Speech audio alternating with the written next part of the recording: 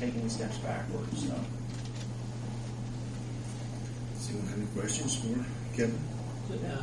One of the concerns that came up at that meeting is about the water lines coming from the water meters into the buildings. Yes.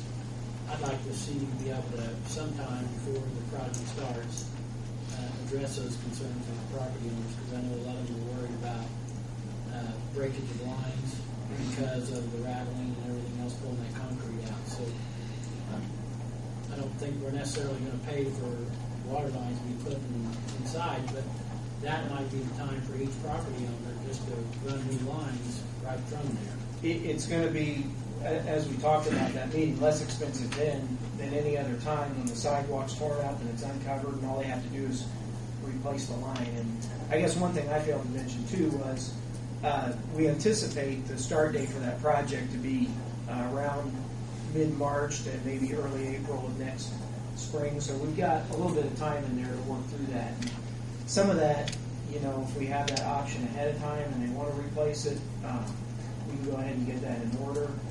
And some of it, we're not going to know if it needs to be until we dig the sidewalk up. We just don't know the condition of those lines until then. So, I think they've done pretty good communication-wise with the Lincoln Street deal, just as long as that same flow of communication is there for those downtown people, because I'm sure they're going to want the same treatment. Well, we asked them to provide their hours of operation, days they're closed, things so we can schedule that. To date, we have not seen anything from any of those businesses. We did provide phone numbers and email addresses for me and Brian, Gary, and Mark. So, hopefully we will start getting some of that feedback from the business owners. And like I said, I expect that the flow of communication is going to be every bit what it is on Lincoln Street, because you're affecting people in the same way that Lincoln Street project is. Some of it's going to be a call on their part, though.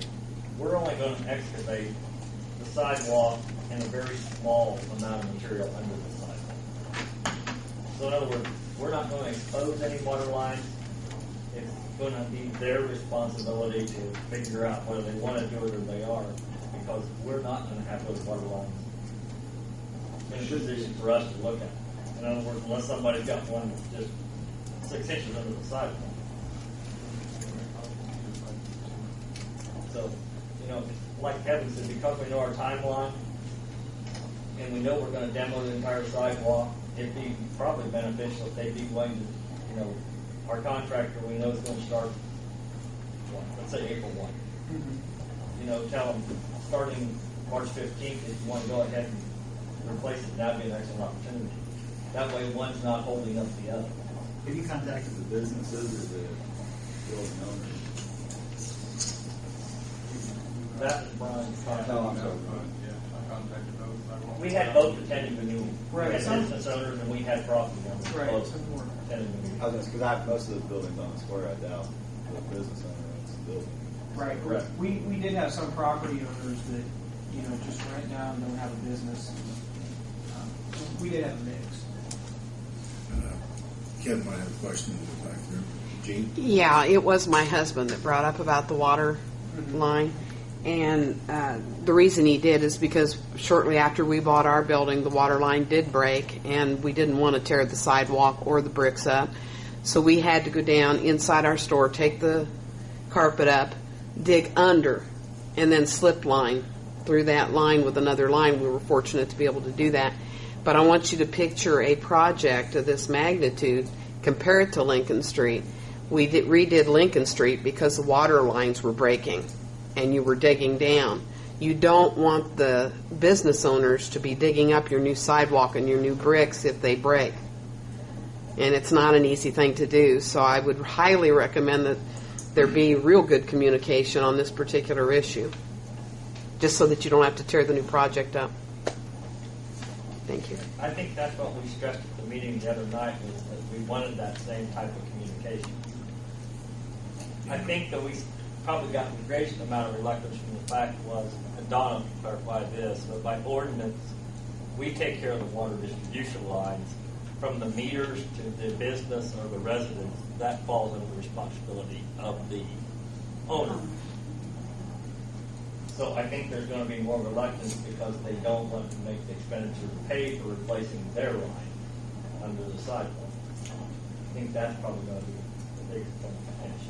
Does anybody have any idea what the cost on that would be, or is there a lot from building to building? Varies on the size of the service, and I don't know what the size of the meters are. And It would also vary on the size of the service and where it's located where the meter sits in the building. in other words, some of them probably got concrete floors in their building, the water lines run underneath, so they'd have to demo their floor all the way. In other words, we don't know. The ones that have wooden floors, it's going to be very simple. They have the basement underneath them, things in that regard. They vary so tremendously along the west side square. Yeah, unfortunately, he's probably not going to get a lot of response to it. I'll be Well, surprised. and there were a couple that said ahead of time, hey, we want to do this. I think there were 2 or 3 that said that. But you know, yeah, Gene's like husband was one of them. Gene Company has to find time to do it. And I guess that's what I'm saying, that I don't think that ought to slip through the cracks, of not contacting the business owners again and giving them that opportunity, because as you said, there's no better time to do it. And if you have a beautiful project in place and you have to tear it up, it's not good for anyone. Right. We certainly don't want to go back and tear it up 6 months after it's done in this. Yeah, the reason I asked about how much cost would be involved, maybe we have a range that would be reasonable, let them know what kind of cost they would incur, they may be more apt to respond. Right. And I think, what you could probably do is give them a typical per lineal foot cost, but then they would have to know that that's going to vary based on, how far they have to go, and like Mark said, where the meter is, and if they have to go under a concrete floor or something like that. So, I think there's some guidelines that we could help them out with. Yeah, maybe that. And then again, you're going to learn so much more when you actually dig it up and you can physically see the condition of those. I think it was one of the property owners feared that when you put new gravel down there and you use that compactor machine down on that ground, there's going to be some vibration there. And I don't know how far deep the vibration goes to the pipeline or whatever, but I think they were more concerned, some of them were more concerned about it's going to disturb my line that I have already and possibly cause it to break. And if the contractor causes any breakage, it's the contractor's responsibility if he causes a breakage. So. And if it's bedded properly, we should be able to at least see the bedding material, whether it's sand or stone or whatever, but we might not have exposed pipe. Usually, if there's water leakage where you tear it up, it'll be there'll be evidence of it there, won't there? Because the dirt is pushed away. Well, the problem is we're not going to expose it. Well, I'm saying We shouldn't expose any longer. even if you're down 3 feet with the line and there's leaking, you should be able to see some wet ground there. It's real simple. You should see a lake. Yeah. On a city water system, you should see a In lake. all cases, if it's very, very much leak, the ground won't be gone. Because we have no storm drainage on that side. I think sewers in the back, Jeff. Yeah, sure. It's in the back. So in other words, if you've got a leak of any magnitude, it's only got one place to come, and that's up. It's not going to find its way anywhere underground very likely. And what would be the difficulty if after you do compact it, have someone from the water plant come down to check the meter, make sure it's not spinning with their water off, to make sure there's not a leak before they pour concrete back in that area. That way you can say, hey, no leak, you're good. Well, we can work with all of you guys and let you know where That's everything's not a problem. at, all the locations. I think Do the what? point Bill's trying to That's not a make problem. is Oh, you don't want absolutely. them to have a leak and we tear it up and say, oh, we're leaking now, or vice versa.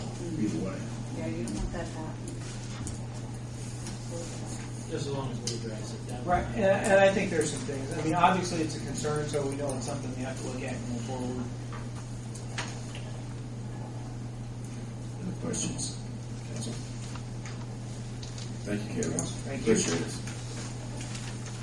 The next thing we have on the agenda is holiday schedule for the city employees. correct me if I'm wrong, Devin, but it's not